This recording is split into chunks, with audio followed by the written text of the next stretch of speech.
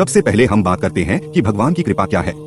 जहाँ पर हमारे बचने का या कुछ होने या ना होने का संकेत बिल्कुल ना हो, वहाँ पर भी स्थितियाँ हमारे लाभ और भले की तरफ आ जाने को भगवान की कृपा प्राप्ति कहा जा सकता है। साफ शब्दों में कहें तो जिसके साथ चमत्कार जैसी घटनाएं घटने लगे और स्थितियाँ हर समय उसके पक्ष में रहने लगे, तो समझिए कि उस व्यक्ति को भगवान की कृपा प्राप्त हो चुकी है। भगवान का हाथ उस व्यक्ति के सिर पर है। अब उसका जीवन चमत्कारी हो चुका है, क्योंकि परमपिता परमात्मा की असीम कृपा से ही जीवन में चमत्कार घटित होते हैं। ऐसे व्यक्ति में और दूसरी शक्तियों के साथ रचनात्मक शक्ति भी बढ़ने लगती है। ऐसा व्यक्ति का जीवन चमत्कृत रूप से बदलने लगता है। जीवन में सुख, शांति, लक्ष्मी और अनेक प्रकार की सुविधाएं प्राप्त होने लगती है। जीवन विकास और मुक्ति के मार्ग पर चल पड़ता है। अब बात करते हैं कि भगवान की यह कृपा कैसे मिल सकती है। परमात्मा की कृपा कैसे प्राप्त करें। परमात्मा की कृपा हमें कहाँ प्राप्त होगी? अरे भाई, परमात्मा की कृपा तो नियंत्रित हम पर बरस रही है, क्योंकि परमात्मा तो पूर्ण रूप से अकर्ता है। मतलब वह कुछ नहीं करता, उसने कुछ छिपाकर नहीं रखा हुआ, सब कुछ बिखेर रखा है। अब यह हम पर है कि हम यह सब कुछ प्राप्त कर पाते हैं या नहीं। अगर भगवान का कृपा रूप अमृत हर जगह फैला हुआ है, और अगर ऐसा है तो कुछ लोग इतने दुखी क्यों हैं? उन्हें परमात्मा की कृपा क्यों नहीं मिल पा रही?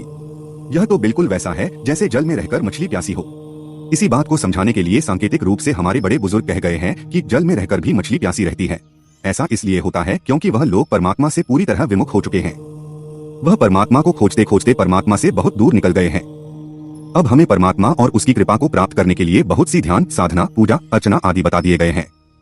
अब हम बेकार के रीति रिवाजों में फंस कर रह गए हैं, जबकि परमात्मा को पाने के लिए हमें कुछ भी करने की जरूरत नहीं है।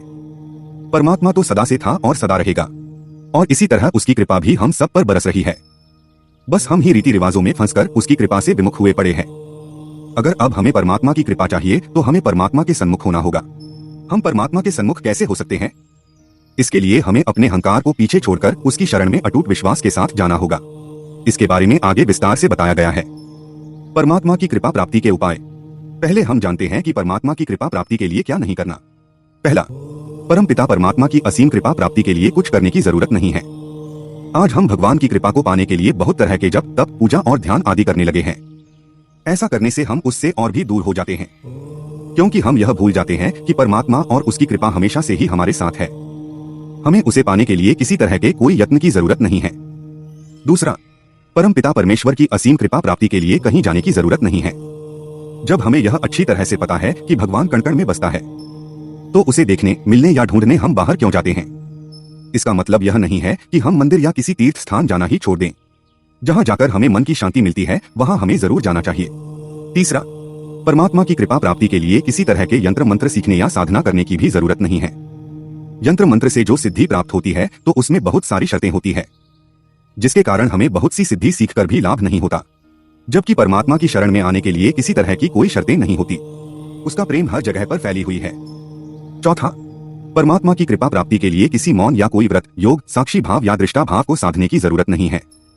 यह सब क्रियाएं मन में अहंकार को जन्म देती है, और अहंकार हमें परमात्मा से विमुख करता है। इसका मतलब यह नहीं कि हम यह सब छोड़ दें, क्योंकि हर एक योग का अपना एक गुण और लाभ होता है। अब हम जानते हैं कि परमात्मा की कृपा प्राप्ति के लिए क्या करना है। पहला, अहंकार को त्यागना। अपने अहंकार को पूरी तरह त्याग देना है। मतलब मैं ही कुछ करूंगा या मेरे ही करने से होगा, ऐसा भाव अपने मन से पूरी तरह से हटा देना है। पूरा ब्रह्मांड और हमारी पूरी पृथ्वी परमात्मा की शक्ति और कृपा से चल रही है, और हम भी इस पृथ्वी से पूरी तरह जुड़े हुए हैं। तो हम ऐसा कैसे कह सकते हैं कि हम अपना जीवन खुद चला रहे हैं? दूसरा, भगवान की शरण में जाना। परमात्मा या भगवान की कृपा प्राप्ति के लिए सबसे पहले हमें परमात्मा की शरण में जाना है। परमात्मा को अपने आप को पूरी तरह समर्पित कर देना है, क्योंकि परमात्मा की शरण में आकर ही परमात्मा की कृपा प्राप्त की जा सकती है। अब जो होगा वह भगवान की कृपा से होगा, ऐसा भाव अपने अंदर रखना है। पर ऐसा भी नहीं है कि हम कुछ भी करना ही छोड़ दे। सब कुछ परमात्मा पर छोड़कर कुछ ना करना भगवान पर आस्था नहीं, बल्कि यह तो फिर आलस कहा जाएगा। हमें अपना कर्म करते रहना है। तीसरा, परमात्मा को याद रखना। हमें परमात्मा को हर पल याद रखना है। इसी वजह से यह भी कहा जाता है कि हमें भगवान का सुबह शाम धन्यवाद करते रहना चाहिए। इसके पीछे की वजह यह है कि भगवान को नियंत्रित आभार प्रकट करते रहने से हम भगवान को ज्यादा समय तक याद करते रहते हैं। भगवान अपने याद करने वाले की सभी जरूरतें और इच्छाएं को पूरी करके उन्हें मुक्ति के मार्ग पर ले जाता है। चौथा, भगवान पर भरोसा रखना। परमात्मा ने हमें जीवन जीने के लिए जरूरी सभी चीजें दी है। कमी सिर्फ उनको लगती है जो भगवान पर भरोसा न करके उस पर शंका करते हैं। जहां भगवान पर से विश्वास उठा, वहीं हम भगवान से पूरी तरह विमुख हो जाते हैं और उसकी कृपा से दूर होते चले जाते हैं। विश्वास और आस्था की जो डोर हमें भगवान की कृपा में बांधे रखती है वह टूट लग जाती है। इसलिए यह भरोसा और विश्वास हमेशा अपने मन में रखना है कि भगवान है और उसकी कृपा नियंत्रित हम पर बरस रही है। ऐसी परमात्मा की कृपा प्राप्त करने का सरल मार्ग है और ऐसे ही परम पिता परमात्मा की असीम कृपा प्राप्त की जा सकती है। इस तरह से हमें यह पता होना चाहिए कि भगवान को और उसकी कृपा को पाना बहुत ही सरल कार्य है, जिसे हमने बेकार के रीति रिवाजों में उलझकर बहुत ही कठिन बना रखा है। हमें परमात्मा की कृपा पाने के लिए कुछ भी करने की जरूरत नहीं, उसकी कृपा हम पर सदा ही बरसती रहती है। हम ही हैं जो परमात्मा की कृपा से विमुख रहते हैं। परमात्मा की शरण लेने पर हमें उसी समय परमात्मा कृपा प्राप्त हो जाती है। आपने देखा ही होगा कि कई बार बिल्कुल साथ साथ रह रहे व्यक्तियों में भी एक सुखी और एक दुखी रहता है। ऐसे इसलिए है क्योंकि एक परमात्मा की शरण में है, उसे पता है सब कुछ करने वाला भगवान है, जबकि दूसरा व्यक्ति अपने आप को की करने वाला समझकर व्यर्थ की मानसिक चिंताओं में उलझा रहता है। कहा जाता है कि जहां चिंता होती है वहां विश्वास नहीं होता और जहां विश्वास होता है वहां चिंता नहीं होती। इसलिए भगवान के होते सभी चिंता छोड़कर अपने काम में विश्वास के साथ लग जाएं। परमात्मा की कृपा से हमारे सभी काम बनते चले जाएंगे और हमारा जीवन परमात्मा की कृपा से धन्य हो जाएगा।